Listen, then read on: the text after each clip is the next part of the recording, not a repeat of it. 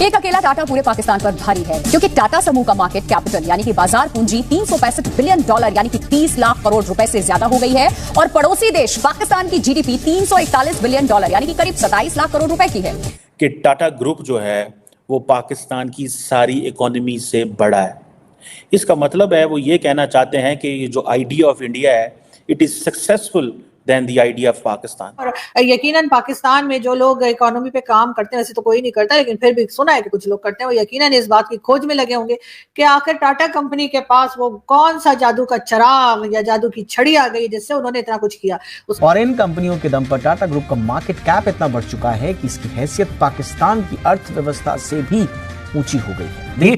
सिर्फ टाटा ग्रुप की जो टोटल वैल्यू है वो पाकिस्तान से, पूरे देश से $24 अरब ज्यादा है।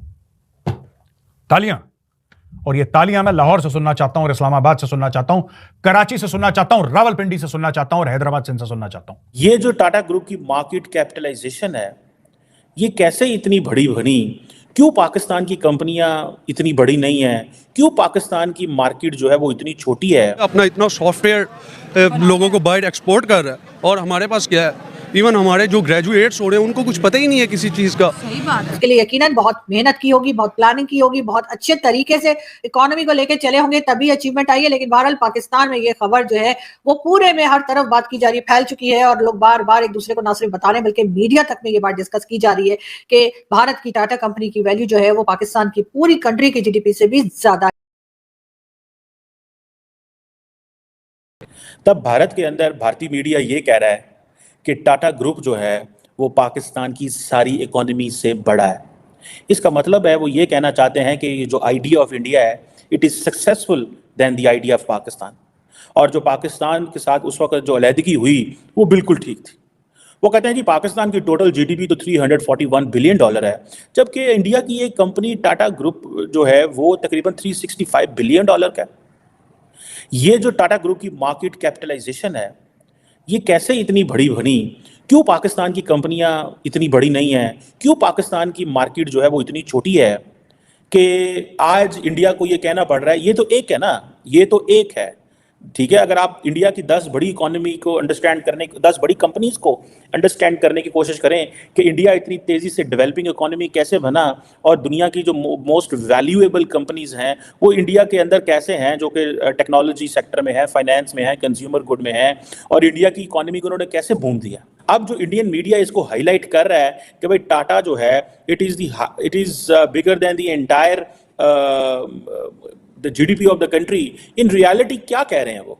अगर इसको आप समझने की कोशिश करें तो आपको वो सीधा सीधा कह रहे हैं that the idea of Pakistan has failed although it has not failed, ठीक है। लेकिन उनका पैगाम तो यही, आपको सीधा वही पैगाम दे रहे हैं कि भाई देखो हमने अपने मुल्क को कामयाब करा लिया है, अब आपका और हमारा कॉम्पिटिशन कोई नहीं है।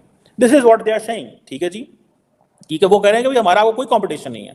और जो टाटा ग्रुप है, ठीक है जी, अगर इसी को सिर्फ देख लिया जाए, टाटा मोटर्स है रेंट है, टाटा मोटर्स एंड रेंट है, उसके बाद टाटा पावर है, फिर उसके बाद टीसीएस है, जिससे कहेंगे ना ये टाटा टेक्नोलॉजीज है, और ये इनकी वेल्थ कैसे जनरेट हुई है। फिर इनकी होटल चेन्स हैं, Tata investment corporation, automobile corporation of Goa, पता नहीं, मैं देख रहा था इनकी लिस्ट है पूरी, जिससे ये पता चलता है कि ये तो भाई क्या है और क्या नहीं है।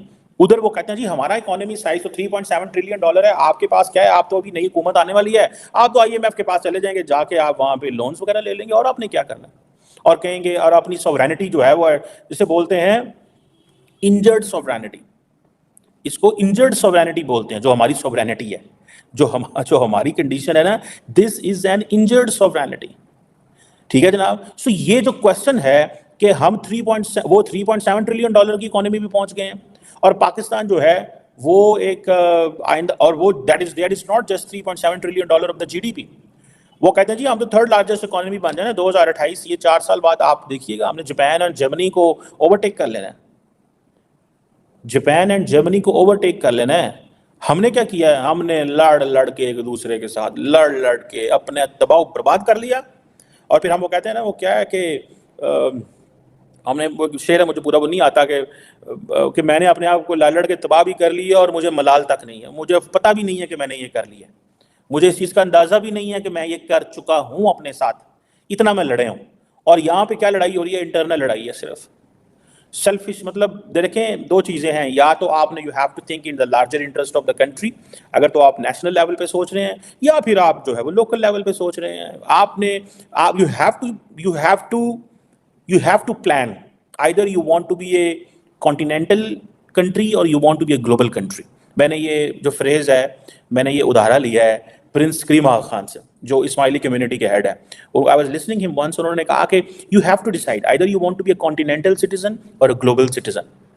सो पाकिस्तान ने फैसला कर लिया है कि हम कॉन्टिनेंटल सिटीजन हैं। हम कॉन्टिनेंटल में भी हम एशिया कॉन्टिनेंट है, और उसके अंदर भी फिर हमने सिर्फ इंडिया को पकड़ लिया, एंड देन हम उधर फिक्स हो गए, और अफगानिस्तान के साथ हम फिक्स हो गए, ईरान के साथ फिक्स हो गए, और हम अपनी इस लोकेशन से बाहर नहीं निकले।